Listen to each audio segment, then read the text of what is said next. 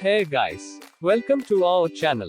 B2C, or business to consumer, is a type of e-commerce in which businesses sell products or services directly to individual consumers. This is different from B2B, business to business e-commerce, in which businesses sell products or services to other businesses. B2C e-commerce has become increasingly popular in recent years due to the growth of the internet and the increasing number of consumers who prefer to shop online. Some of the advantages of B2C e-commerce include convenience. Consumers can shop for products from the comfort of their own homes at any time of the day or night.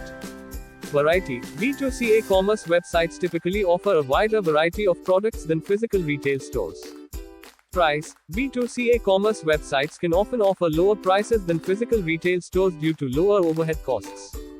Accessibility. B2C e-commerce websites can be accessed from anywhere with an internet connection, making it easier for consumers to shop even if they live in remote areas.